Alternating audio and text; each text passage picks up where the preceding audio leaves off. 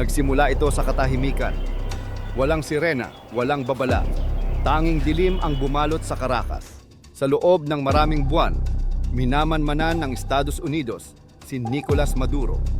Bawat galaw at bawat rutina, pati kung saan siya natutulog, nagpasok ang US intelligence ng isang maliit at lihim na team sa loob ng Venezuela. Isa sa kanilang mga source ay gumagalaw malapit mismo kay Maduro. Sinubaybayan ng team ang mga pattern at naghintay ng tamang sandali. Pagsapit ng unang bahagi ng Disyembre, handa na ang plano. May pangalan ito, Operation Absolute Resolve. Nagtayo ang mga elite na tropang Amerikano ng isang full-scale na replika ng safe house ni Maduro. Mga bakal na pinto, pinatibay na mga pader. Paulit-ulit nilang inensayo ang bawat posibleng pasukan. Nagpractice sa dilim, sinukat ang bawat segundo, at sinaulo ang bawat sulok. Pagkatapos nito, naghintay sila. 4 na araw bago ang paglulunsad, muntik nang ibigay ang utos, ngunit hindi pumabor ang panahon. Masyadong makapal ang ulap, kaya naghintay muna sila. Isang gabi ng Biyernes, pasado alas 10 Eastern Time, tuluyan nang dumating ang utos. Ibinigay ni Pangulong Donald Trump ang go signal. Nagsimulang tumakbo ang orasan. Sa loob ng ilang minuto, mahigit 150 sasakyang panghimpapawid ang gumalaw. Mga fighter jet, bomber, at surveillance plane. Lumipad ang mga ito mula sa 20 base sa buong Western Hemisphere at nagtipon sa himpapawid ng Venezuela. Bandang alas 2 ng madaling araw lokal na oras, nagdilim ang Caracas. Ayon sa mga opisyal ng US, unang tinamaan ang air defenses. Naputol ang kuryente sa ilang bahagi ng kabisera. Sinundan ito ng mga pagsabog.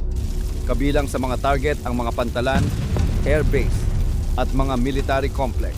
Nagliyab ang langit sa gabi.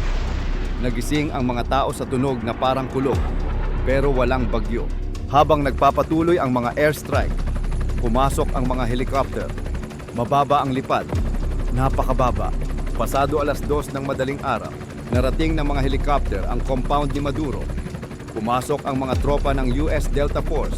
Mabigat ang armas, handang bumutas ng bakal kung kinakailangan.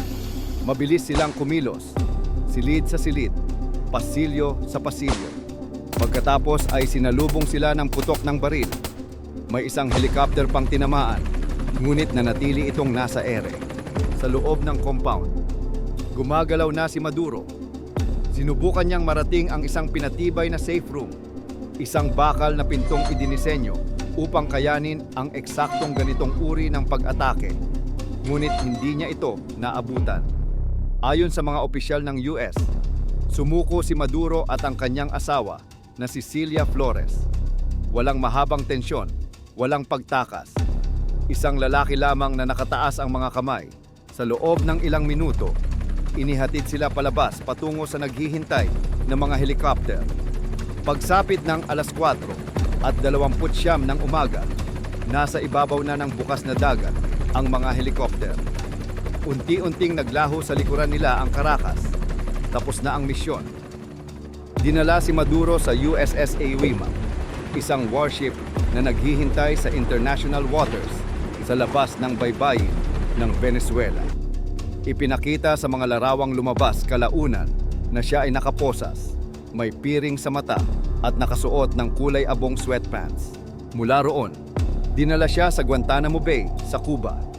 Pagkatapos ay inilipat siya sa isang eroplanong papunta sa Estados Unidos.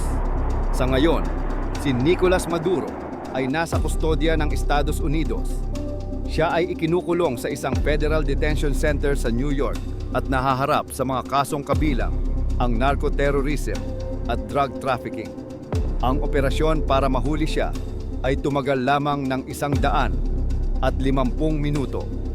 Ngunit ito ay bunga ng maraming buwang paghahanda, mga buwang pagmamanman sa loob ng Venezuela, masusing pagplano sa bawat detalye, at paghihintay sa perpektong sandali.